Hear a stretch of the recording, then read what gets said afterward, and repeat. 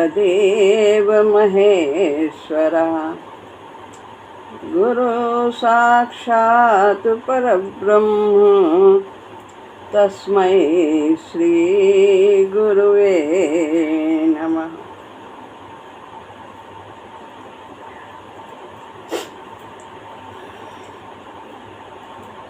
श्रीमद् भगवद गीता अध्याय 7 श्लोक है 18वां।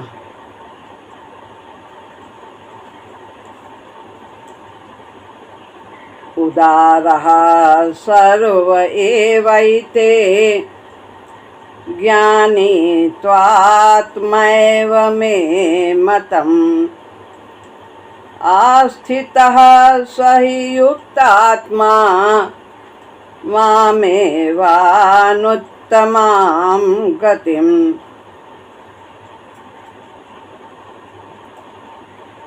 इसके पहले श्लोक में 17वें श्लोक में भगवान ने बताया कि ज्ञानी यानी प्रेमी भक्त मुझे अत्यंत प्यारा है। 4 प्रकार के भक्त बताए, जिसमें यह बताया कि ज्ञानी यानी प्रेमी वो मुझे अत्यंत प्यारा है। तो ऐसा ना हो कि बाकी जो 3 हैं वो सोचे कि हम बहुत कम हैं, हमें नहीं प्यार करते हैं। तो इसलिए भगवान इस श्लोक में आगे कहते हैं, उदारः यानी बड़े उदार या श्रेष्ठ भाव वाले हैं। सर्व सब के सब। एव एते, एव एते लिखा है तो एव एते यानी एव माने ही हैं, एते माने पहले कहे हुए। ज्ञानी यानी प्रेमी। तू अधता और वह तू हो गया। तू आत्मैव, तू माने परंतु, आत्मैव यानी आत्मस्वरूप। एव माने ही, मैं माने मेरा मत है, ऐसा मेरा मत है। अभी इसका अर्थ पढ़ते हैं, अभी हम शब्द के अर्थ पढ़ रहे हैं। आस्थिता यानी दृढ़ स्थित है जिसकी, किसकी? ज्ञानी की। सा ही युक्त आत्मा, सा माने वह, ही माने कारण, क्योंकि युक्त आत्मा, युक्त आत्मा वो आत्मा से यानी मुझसे जुड़ा हुआ है, अभिन्न है। माम माने मुझसे, एव माने ही, और अनुत्तमाम यानी जिससे उत्तम कुछ है ही नहीं, जिससे श्रेष्ठ दूसरी कोई गति नहीं है। गति माने गति, ऐसे ही वो मुझ में दृढ़ स्थित है। भगवान कहते हैं ये सभी उदार हैं, परंतु ज्ञानी को तो मैं अपनी आत्मा ही मानता हूँ। क्यों मानता हूँ? क्योंकि उस युक्त आत्मा ने मुझको ही सर्वोत्तम गति मानकर मेरा ही आश्रय लिया है। उसकी मुझ में ही दृढ़ स्थित है। मुझसे उत्तम गति कुछ है ही नहीं मुझे पाने के अलावा, ऐसा उसने दृढ़ निश्चय कर लिया। इसलिए उसे तो मैं अपना स्वरूप ही मानता हूँ। ज्ञानी, ज्ञानी का मतलब यहाँ शुरू से ही बताया गया है कि प्रेमी भक्त जो भगवान को ही चाहता है, भगवान से कुछ नहीं चाहता है, केवल भगवान से प्रेम करता है, कोई कामना नहीं। उसे और चाहे कोई ज्ञान हो चाहे ना हो, वो भगवान से ऐसा प्रेम करता है और सब जगह वो भगवान को ही देखता है, सब में देखता है, जैसा बताया गया है। हर परिस्थिति में, हर वस्तु में, हर व्यक्ति में, हर घटना में, हर समय, देश काल, सभी जगह वो प्रभु को ही देखता है, उन्हीं की इच्छा देखता है। तो उदारा सर्वएवैते व्याख्या, ये सब के सब भक्त बड़े ही उदार हैं, सभी उदार हैं, सभी श्रेष्ठ हैं। भगवान ने यहाँ जो उदारा शब्द का प्रयोग किया है उसमें कई भाव हैं। क्या है? पहली बात, कई बातें बता रहे हैं। पहली बात, भक्त भगवान को चाहते हैं और भगवान भक्त को चाहते हैं, परंतु इन दोनों में पहले भक्त ने संबंध जोड़ा है और जो पहले संबंध जोड़ता है वो उदार होता है। तो भगवान का तो नाता है ही जीव से, सभी जीवों से नाता है, लेकिन जो मानता है वही, उसी का संबंध जोड़ना माना जाएगा कि प्रभु मेरे हैं, मैं भगवान का ही हूँ, ये संबंध जोड़ना। तो भक्त ने अपनी ओर से संबंध जब ऐसा मान लिया है तो वो उदार है। ये भगवान संबंध जोड़े या ना जोड़े उसकी इसको फिक्र भी नहीं है, और वो अपनी तरफ से संबंध जोड़े रहता है कि प्रभु मेरे हैं, ऐसा दृढ़ विश्वास है, श्रद्धा है, अपने को समर्पित कर देता है। तो पहली बात ये बताई क्यों उदार है, ज्ञानी क्यों श्रेष्ठ है। तो कोई भी भक्त है इन चारों प्रकार में से, तो वो जिसने संबंध जोड़ लिया है कि प्रभु मेरे हैं, मैं प्रभु का हूँ, तो वो भक्त श्रेष्ठ, संसार का नहीं भगवान का हूँ। और दूसरी बात, देवताओं के भक्त सकाम भाव से विधि पूर्वक यज्ञ दान आदि सब करते हैं, जो देवताओं की उपासना करते हैं, अनेक अनुष्ठान करते हैं, विधि विधान में कोई कमी न हो जाए, और उनसे तरह तरह की कामना करते हैं। और देवता क्या करते हैं कि वे अपने विधि विधान अनुष्ठान आदि को पा करके वो जो मांगते हैं उनको वो दे देते हैं। वो ये नहीं देखते कि इसमें इसका हित है कि नहीं है, क्या है इसके लिए आगे के लिए हानिकारक है, ऐसा उनको कुछ भी भाव नहीं होता देवताओं को।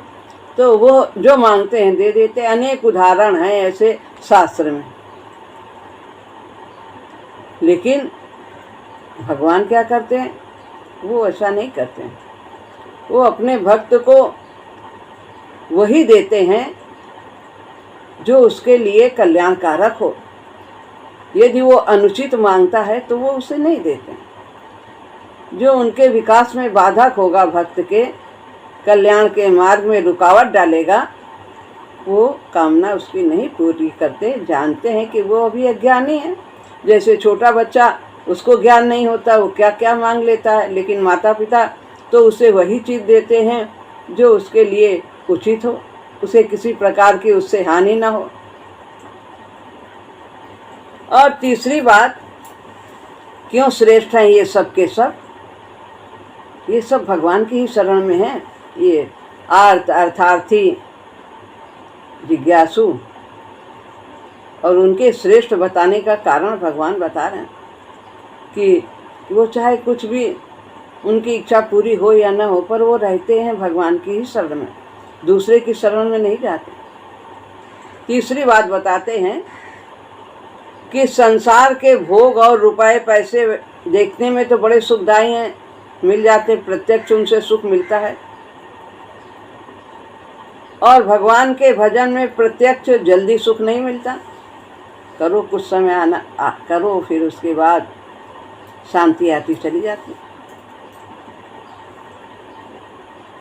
फिर भी संसार के प्रत्यक्ष सुख को छोड़कर, भोग संग्रह करने की लालसा को छोड़कर जो भगवान के भजन में लगे रहते हैं, इसीलिए वे श्रेष्ठ हैं। और चौथी बात बताते हैं क्यों श्रेष्ठ हैं। क्योंकि भगवान के दरबार में कोई भी मांगने आता है वो सब उदार हैं, वे सब श्रेष्ठ हैं। क्योंकि उन्हें विश्वास है कि हम यहाँ आएंगे तो हमारी कामना की पूर्ति होगी। वो अन्य दरवाजे पे नहीं जाते, अन्य कहीं भी नहीं जाते, भगवान के द्वार पर ही याचना करते हैं। इसलिए वे श्रेष्ठ हैं और उन्हें प्रभु पर विश्वास है, भरोसा है कि कोई भी यदि हमारा दुख दूर कर सकता है तो प्रभु ही दुख दूर कर सकते हैं। कोई संसारिक सहारा नहीं, देवता आदि का भी सहारा सब भौतिक सहारे हैं। पांचवी बात, भक्तों का लौकिक पारलौकिक कामना की पूर्ति के लिए या अन्य तरफ किंचित भाव रहता ही नहीं। वे केवल भगवान से ही कामना पूर्ति चाहते हैं। भक्तों को ये अनन्य भाव ही उनकी उदारता है। तो ये चौथी बात बताए कि दरबार में आना भगवान के, ये इसलिए वे श्रेष्ठ हैं। और फिर कामना की पूर्ति की इच्छा किसी अन्य से नहीं करते, केवल भगवान से ही करते। इसलिए भगवान कहते हैं कि ये सभी श्रेष्ठ हैं, सभी उदार हैं। महाराज जी कहते हैं ये चारों, ये सभी उदार हैं। क्यों? क्योंकि ये ऊर्ध्वगामी हैं। ये जो चारों भक्त हैं जिस रास्ते पर चल रहे हैं, ये सब विकास के रास्ते पर चल रहे हैं। मेरी शरण आना ही ऊर्ध्वगामी है, विकास की ओर बढ़ना। बाकी कामना है वो तो अपने आप ही स्वतः ही शांत हो जाएगी जो प्रभु की शरण में आता है। ऊर्ध्वगामी यानी ऊपर जाने वाले को उदार कहते हैं। ये चारों ही ऊंचे हैं। बहुत पुण्य प्रताप से ही भगवान का भजन होता है। नहीं तो हाय हाय करते हैं लोग, लेकिन भगवान की याद नहीं करते। और भजन करने से व्यक्ति ऊंचे जाता ही है, विकास होता ही है। भले ही व्यक्ति किसी भी भाव से सकाम अथवा निष्काम होकर भजन करे, वो भला ही है, वो अच्छा ही है, वो प्रशंसा का पात्र ही है। जो भजन नहीं करते उनसे तो बढ़ चढ़कर ही। और जो दुख होने पर भी प्रभु की शरण नहीं आते, महाराज जी कहते वे अभागे हैं। जैसे ऊपर लिखा था, आर्त जिज्ञासु तथा अर्थार्थी भी क्रमशः अपने भावों को खोकर भगवान के भक्त हो जाते हैं। उनके अपने अपने भाव होते हैं। आर्त कहता दुख दूर करने के लिए आता है, अर्थार्थी सुख की इच्छा से आता है, और जिज्ञासु अपने को जानने के लिए आता है कि मैं कौन हूँ और क्या तत्व है, संसार का क्या तत्व है, आदि आदि अनेक ये सब जिज्ञासा शांत करने आता है। ये सब उसके अपने अपने भाव हैं। लेकिन जब प्रभु की शरण में आ जाता है तो उसके धीरे धीरे ये सब भाव खो जाते हैं और वो प्रभु के प्रेम में ही तल्लीन हो जाता है। उसे कुछ नहीं चाहिए। तुम्हें नीक लागे रघुराई और सो मोहि देव दास सुखदाई।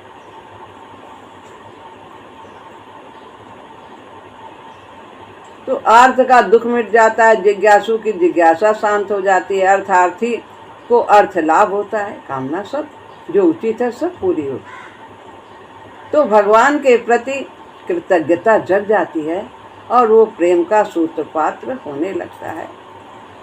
क्रमशः उसका भजन निष्काम भाव से होने लगता है। भगवान ही सकामता से निष्कामता की ओर ले जाते हैं। यह उनकी जिम्मेदारी हो जाती है जो प्रभु की शरण में होता है। अतः कामना से भजन करने वाला भी आदर का पात्र है। उसे भी नीची दृष्टि से नहीं देखना चाहिए। उसने भी पांव तो रखा है कम से कम इस मार्ग पर, प्रभु पर भरोसा तो उसने किया है। आज सकाम है, कल को निष्काम हो जाएगा। जिस भी बहाने से यदि कोई मेरे नाम को भजता है वो मेरे लिए आदर का पात्र है। कहते हैं, लिखा है, सपने हूँ पौराय के जा सपने हूँ बौराय के, जा मुख निकसत राम, वाके पग की पग तरी, और मोरे तन को चाम। संत कहते हैं किसके मुख से धोखे में भी यदि राम निकल जाए, वो उसके मेरे शरीर का चमड़ा और उसके शरीर का जूता बनाए, इतना उसे पवित्र बनाए। तुलसी जाके मुखन ते, और धोखे हूँ निकसत राम, वाके पग की पग तरी, और मोरे तन को चाम। सभी उदार हैं, परंतु ज्ञानी तो मेरी आत्मा ही है। बहुत भगवान प्यार करते हैं ज्ञानी भक्त तो के लिए, उनके अंदर बहुत प्यार होता है। वो उससे अपने को अलग करते ही नहीं, समझते नहीं, क्योंकि वो कभी अलग भगवान से नहीं होता, इसलिए भगवान भी उसे कभी अपने से दूर नहीं करते। उसके बराबर दूसरा कोई नहीं है। अपना आप सबसे अधिक प्यारा होता है। जो सब व्यक्ति है सबसे ज़्यादा किसको चाहता है? अपने को चाहता है। अपना नाम सुनकर बहुत खुश होता है। तो सबसे ज़्यादा प्रिय व्यक्ति को क्या होता है? स्वयं। और उसके नाते से और सब प्यारे लगते हैं। अपने होने के कारण ही तो पुत्र प्यारा, धन आदि सब प्यारे लगते हैं। मेरा है, मेरा है, मेरा। अतः ज्ञानी तो मेरी आत्मा है। कहने का मतलब है वो मुझे बहुत प्यारा है। क्योंकि वो इतना प्यारा क्यों है यह बताते हैं। क्यों प्यारा है भगवान को ज्ञानी, क्यों प्यारा है? क्योंकि वो और कुछ चाहता ही नहीं, केवल भगवान को ही चाहता है और भगवान की ही शरण है। आस्थिता यानी भली प्रकार से जो टिका है, फिर वो डिगता नहीं है। कितनी भी प्रतिकूलताएं आए, कुछ भी हो जाए, तो आस्थिता यानी भली प्रकार से वो मेरी शरण में है। उसने मेरा आश्रय लिया है और मेरा ही आश्रय लिया है। न तन का, न धन का, न जन का, न अपने किसी भी प्रकार, किसी भी तरह का कोई भी अन्य सांसारिक सहारे, पुण्य का, किसी भी तरह का उसे आसरा नहीं, केवल एक प्रभु का ही आसरा। और आश्रयों को त्याग करके सर्वधर्मान परित्यज्य मामेकम शरणम व्रज। सभी सहारों का त्याग करके कि मैंने इतना कर लिया है, मैं बहुत अच्छे से रहूँगा, मेरे पास इतना धन है, मेरे पास इतने लोग हैं, मेरे पास बहुत पुण्य है, यानी क्या क्या है मेरे पास, ये सब जो है संसारिक सहारे, उन सब को वो त्याग करके करता सब कुछ है। जहाँ भी रखा है उसने प्रभु ने, कहीं भी उसे छोड़ने की ज़रूरत नहीं है। लेकिन वो सब किसका है? वो सब परमात्मा का है, उसी का है, उसी ने दिया है और सदुपयोग के लिए दिया है। तो वह तन का भी सदुपयोग करता है, मन का भी सदुपयोग करता है, धन का भी, जन का भी, जितना भी कुछ प्रभु ने दिया है वो सब प्रभु के नाते प्रभु में ही अर्पण करता है। अनन्य भावना है, अनन्य भावना है। अन्य कहीं भी अन्य है ही नहीं, दूसरा कोई है ही नहीं, ऐसी उसकी भावना रहती है। सब में वो प्रभु को देखता है। वासुदेवा सर्वम इति, सर्वम इति, सब में वही है। उसे तो मेरे सिवाय और कोई आश्रय नहीं देखता, कोई और अपना नहीं देखता। जैसा कि अभी कहा सर्वधर्मान पर माम एकम, माम एकम हर जगह है। देवी हेषा गुणमयी मम माया दुरत्या मामेव ये प्रपद्यन्ते। एवं एव एव सब में, त्वमेव माता, सब में एव लगा ही। एव माने ही और भी में अंतर है। ही माने एक तुम ही हो और भी माने तुम भी हो। वो भी हैं, वो भी हैं, वो भी हैं और तुम भी हो, नहीं, एव लगा।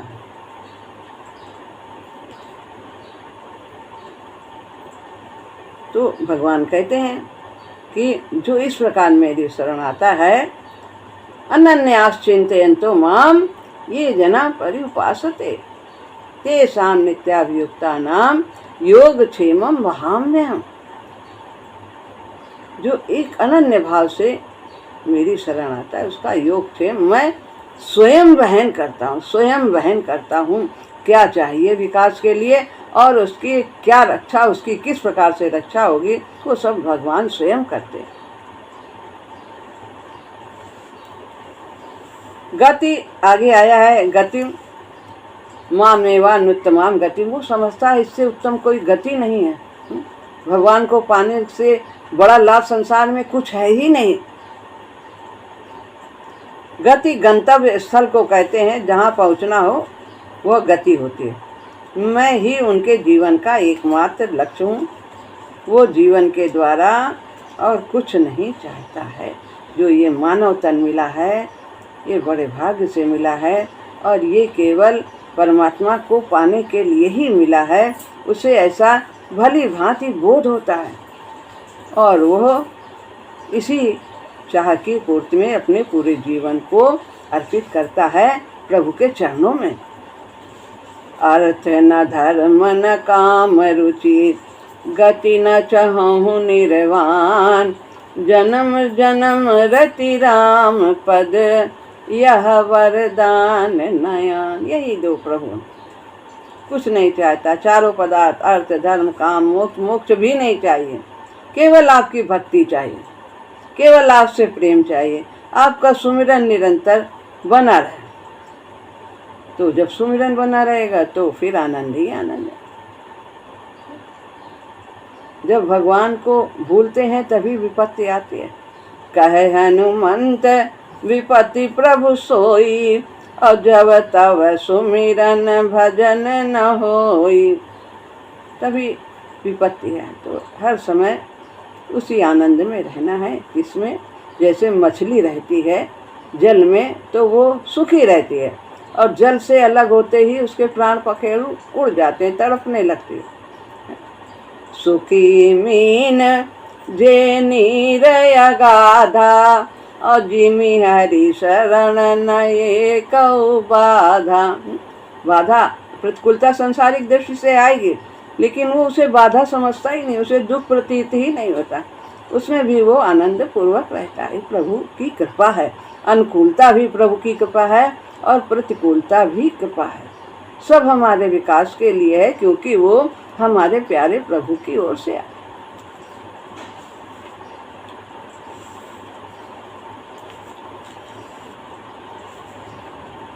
श्री रामचरण के प्रेम की ही चाह होती है। जीवन की संपूर्ण शक्तियाँ प्रभु के लिए ही हैं। जीवन में जितनी भी शक्ति हैं, तन की शक्ति है, मन की शक्ति है, विचार करने की है, बोलने की शक्ति है, कार्य करने की शक्ति है, देखने की शक्ति है, सुनने की शक्ति, जितनी भी इंद्रियों में सब शक्तियाँ हैं वो सब बाहर की भी शक्तियाँ, शरीर की भी शक्तियाँ, वो सब केवल और केवल परमात्मा के प्राप्ति के लिए ही है। उन्हीं में वो उनको लगाता है, उसी के लिए वो जीता है। जीऊँ तेरी खातिर और मरना भी यूं हूँ, मेरा शीश चरणों में न्योछावर हो माँ। हम भगवान को माँ कहते हैं तो सब कुछ आपके चरणों में अर्पित है।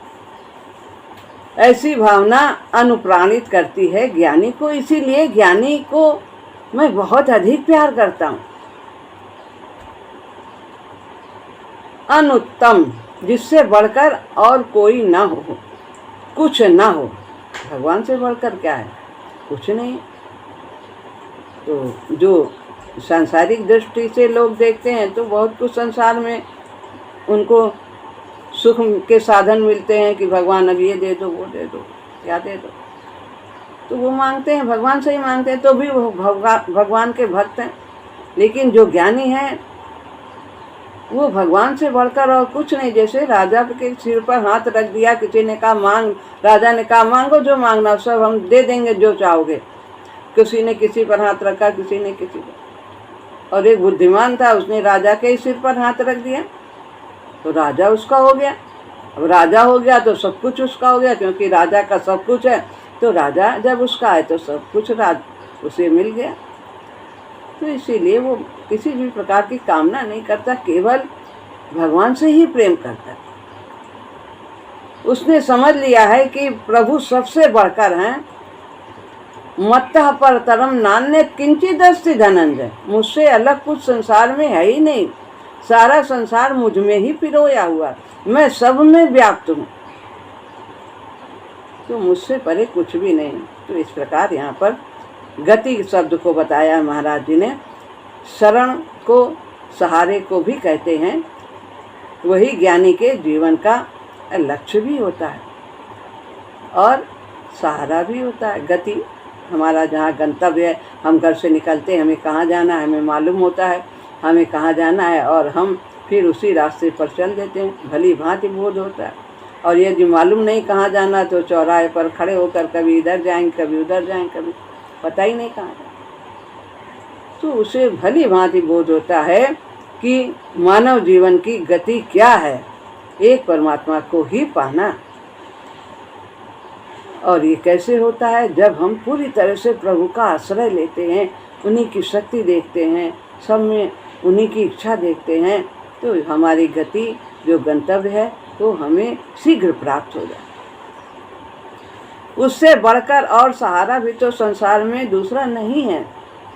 संसार के सहारे का उतना भी भरोसा नहीं है जितना कि पानी के बुलबुले का।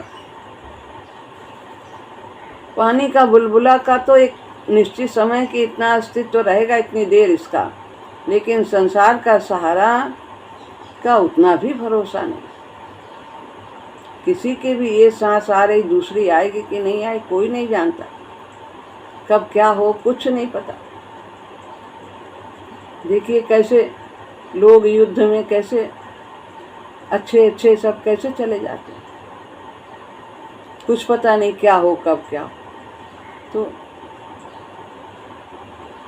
कि हमें क्या करना है, आज करे सो अब कर, काल करे सो आज कर, आज करे सो अब, और पल में पर लय होएगी, बहुरी करोगे कब।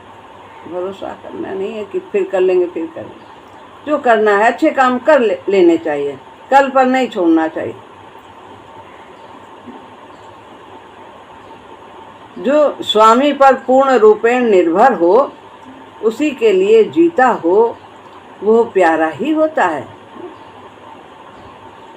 जो केवल परमात्मा के लिए जीता है, उसका जीवन उसी के लिए है, तो उसे तो प्यारा, प्रभु उसे जरूर प्यार करेंगे, वही सबसे प्यारा होगा। जो बच्चा आज्ञाकारी होता है तो उसे माता पिता ज़्यादा प्यार करते हैं। आज्ञा सम न सुसाहिब सेवा, अपने स्वामी की इच्छा में इच्छा मिलानी चाहिए। इस प्रकार यहाँ पर भगवान ने ये सिद्ध किया है कि सभी प्यारे हैं, जितने भी भक्त हैं, आर्थ अर्थार्थी जिज्ञासु और ज्ञानी। ज्ञानी तो मेरी आत्मा है, मैं उसे बहुत प्यार करता हूँ, क्योंकि उसकी गति मेरे अलावा और कहीं है ही नहीं, और वो मुझसे ही निरंतर जुड़ा रहता है। तो इसलिए ज्ञानी बहुत प्यारा है, और बाकी अन्य भी सभी प्यारे हैं। क्यों प्यारे हैं कि वे सब मेरी ही शरण में हैं, भले ही कामना से हो, लेकिन वो है तो मेरी शरण, क्योंकि उन्हें मुझ पर विश्वास तो है कि यहाँ आने से मेरी कामना पूर्ति होगी। और फिर यदि उचित होती है तो प्रभु से पूरी करते हैं, और अन्यथा वो शांत कर देते हैं। इस तरह वो धीरे धीरे निष्कामता की ओर पहुँचता चला जाता। तो यहाँ पर ऐसा ज्ञानी भी प्रभु को तत्काल नहीं पा लेता है, उसे ये स्थिति में पहुँचने में समय लगता है। सब एक एक सीढ़ी कर करके हम ऊपर छत पर पहुँचते हैं। इसी तरह धैर्यपूर्वक हमें आगे बढ़ते चले जाएं। श्री राम।